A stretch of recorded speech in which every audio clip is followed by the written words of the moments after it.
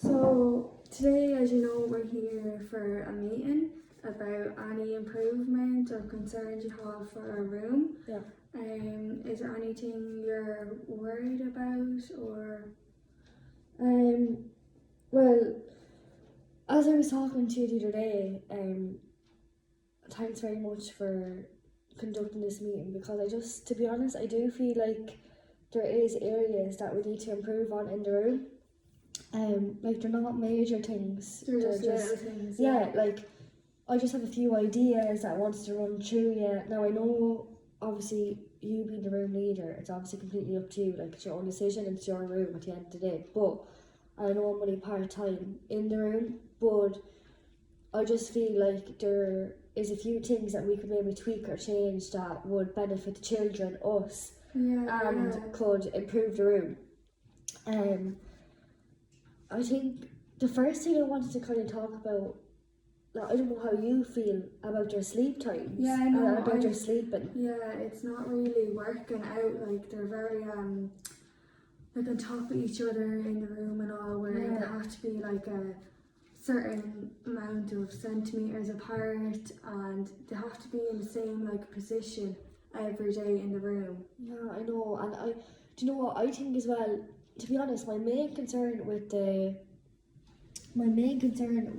sleep routine at the minute will be the fact that we're having non-sleepers in with sleepers, and sometimes the non-sleepers, they're running around like there's certain kids, you know yourself, they're just distracting them. Yeah, and then then the other kids aren't going to sleep.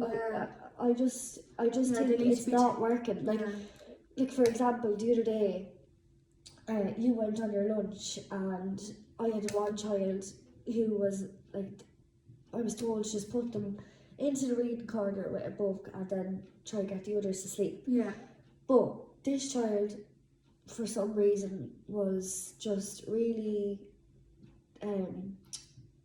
just didn't want to go to sleep and didn't want to sit and read a book or play with toys quietly. He was just running around the room. Yeah, so we have to. And then he had the other kids who would normally be really good, like they were just messing. It was a disaster, to be honest.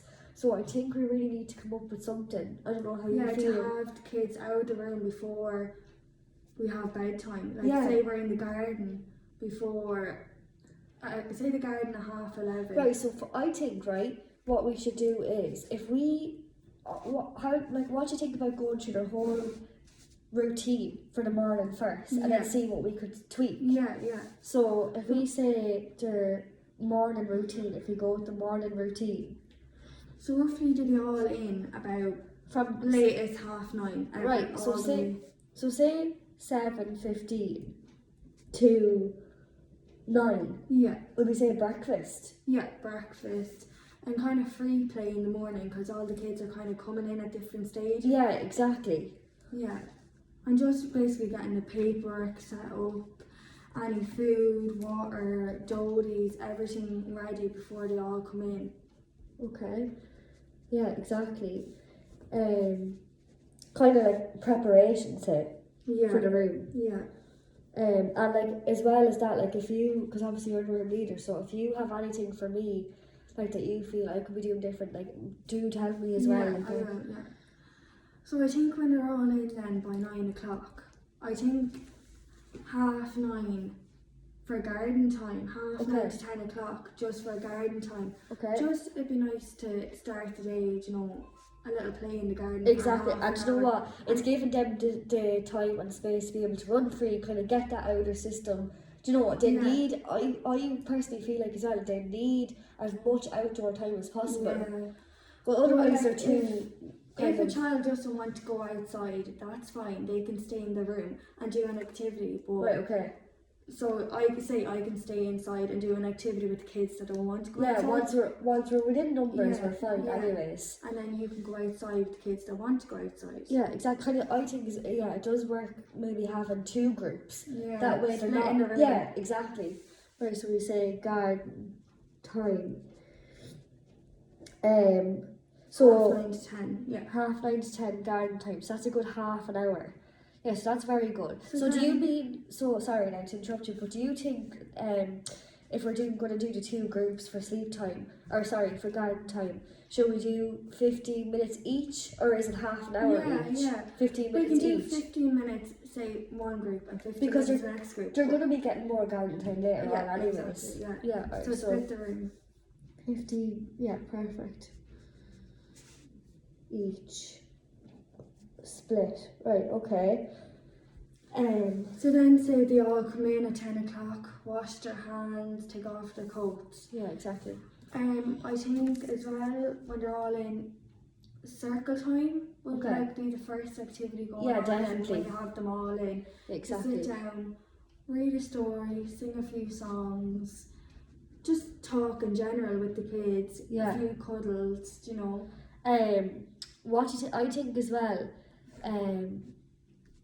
I know I was reading kind of into it and just thinking of different things, and I think it'd be a good idea. I don't know how you feel about it, but having like I think we should really be having like Play-Doh, and if I know it is a bit messy, but I was thinking that even if we had like a little tiny like little tray of water kind of accessible to them on one of the tables different at all stations, different activities going on. and like the Play-Doh definitely at all times, Yeah. because we have the tables there to actually be able to do that. Yeah. And I feel like the more we have there for them, they're not, do you know, and especially if we're going to split them, they're not going to be as chaotic. Yeah, exactly.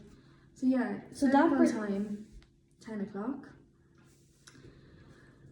And then so songs, stories, stuff like that. And try to get them all even to sit on a chair Yeah, in a circle. Yeah, okay. I think, and try. And so especially say if one child is kind of disagreeing with sitting down, I think, do you think like we should do you want us to like let them kind of go, or do you want us to bring them back to the chair? I think let them go, because you can't force a child like to sit down and do something if they don't want to. Okay. Do you know, they need that freedom in the room as well to play or whatever they want to. Obviously, of course, there's it's good to get into a routine and that, but no, if they're not happy and they're upset or that, just let them go. Let them play. We can try again the next day then. Okay, perfect. Yeah, that's really good. Just because I wasn't sure like what you'd want us to do in that situation. We just keep practicing it every day, and if it'll get better, like just teaching them sit down. And especially because they're younger kids after coming over to the room, they're new. Do you know what I mean? They need to adapt to it. Yeah, definitely, that's good. So circle time, say like 15 minutes, because it's for that age group, it's going to be hard for them to sit down for a half an hour. Fun, you know. So kind of keep it short, sweet, and just constantly like loads of songs that they like, hello song. Like, and if they want, then after circle time, you can stack up the chairs and even turn on a little bit of music and let them have a little dance around the room. Do you know? Kind of get it out of them before sleep time. Yeah. Right. Okay. So we have our circle time. Then I'd say we need like a tabletop activity, or like a messy play activity going on in the room. Okay. So like, do you mean like Play-Doh and water and stuff like that? After the circle time. Okay. Because I'm thinking the circle time is a good way to start off the day, then a messy play activity. Do you know? Okay. So, but I was thinking, I don't want to be coming across like as I'm taking over now from you, but I think that in the mornings, I was thinking we could get the Play-Doh and stuff like that ready. And have that set up already for them.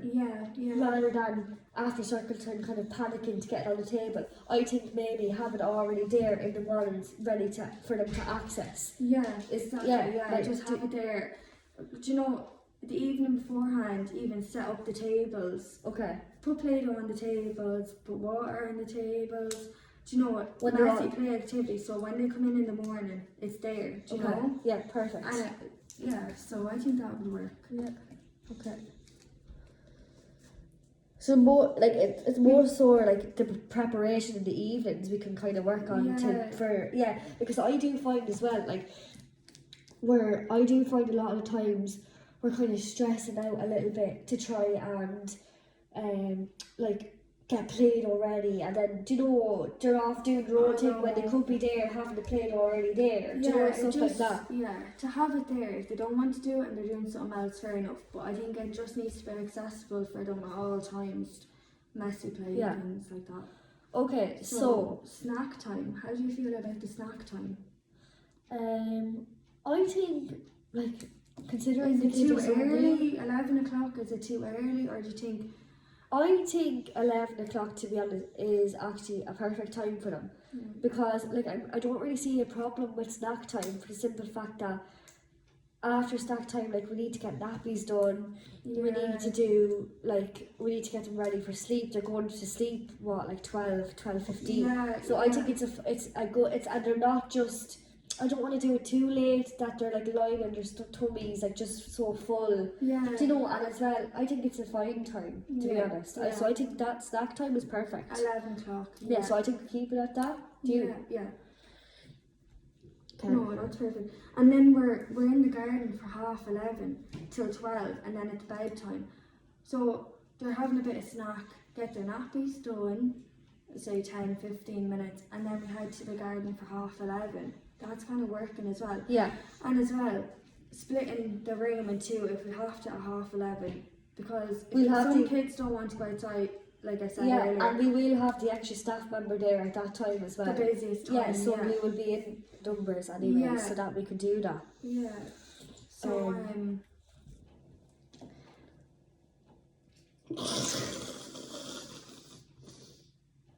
Sorry.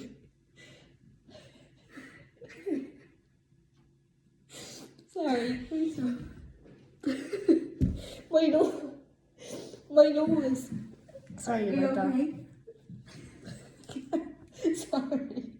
That was my fault. Sorry. I can't. It went back with my breath there. Okay. Right. So as we were talking, so garden time at 11:30. So that's fine. So I think maybe. Yeah, it's more so the sleep time. So I'm trying to think, like maybe. Right. So what I was thinking is what we're doing now at the minute. I don't know how you feel, but what we're doing at the minute is like we're going into the room with the kids without having the non-sleepers. Yeah, but we're as well as that. I think we're going into the room with the kids. We're trying to get the beds down and everything else. I think while we have the extra staff member there, get one person to stay in the room, have the beds and everything set up before the kids go in. Yeah. So if some kids don't want to get out, you try to encourage them to get outside for even 5 minutes to give that third person the time to set up the room perfectly with no kids in the room. Do you know? Definitely. I definitely think while you're outside, and like there's no point in all of us being outside with them kids when one person could be of use to getting that room done if we're in numbers. So, like obviously it's different. Like some days if we have more kids and like obviously if that staff member is needed outside, that's fine. But most days we have to. And it's more peaceful for the kids to come into the room, set up music on, lights off, blinds down, and the beds are there with their doties and their teddies to go straight to bed. I think that will actually help them sleep better because do you know what, like you know yourself, like it just gets too messy when you're in the room with the kids trying to set up beds, like, and they want to play and they're just, you know, playing with toys and stuff, getting in the way, whereas they all need to be outside so we have the time to set up the room. Yeah, exactly. I think that works really well. Third person will come in useful and helping to set up the room. Set up. Okay, so we're inside for what time, say? Like to go. We're putting them down for. We're going into the garden 11:30 till say 12. 12. So have them in for 12. Yeah. With their nappies and everything already done from before. After snack time, So the non-sleepers are going to be collected from the garden at 12 o'clock as well. Okay, perfect. So another girl is going to come up and collect them at 12 o'clock from the garden, so they're not going to come into the room. Okay, that's brilliant. So we don't have to worry about them. Because to be honest, like I said, like that was my biggest concern. Just distractions in the room. It's too distracting, and it's not a great idea. Like it's not working. Yeah, no, I understand. Like those kids are playing there and sleeping, and then the other kids have to go sleep. They're watching them, so it's Yeah, not working. Exactly. Right. Yeah. Perfect. So the non-sleepers are gonna go. From the garden at 12 o'clock. Okay. Brilliant. Oh no, I'm really happy with that now. Going. So yeah, and then about the layout in the room. So Okay. they all have to be like a certain distance from each other, Yeah. and some of the kids are getting used to sleeping in the same like position every day. So I think that is good for them to have the same position. It helps them to sleep because they're not being moved around. They know exactly where they're going. Where do you know? So they're getting used to that. So Yeah, that's exactly. good for routine. Yeah. So, and then lunches. I think the lunches are fine. Yeah, we can cover each other. We'll be within numbers and stuff as well. Yeah. So, and then you say 2 less kids than the non-sleepers. Yeah, exactly. They'll be And going then- out of the room. So they're going to sleep. Lunches are being covered.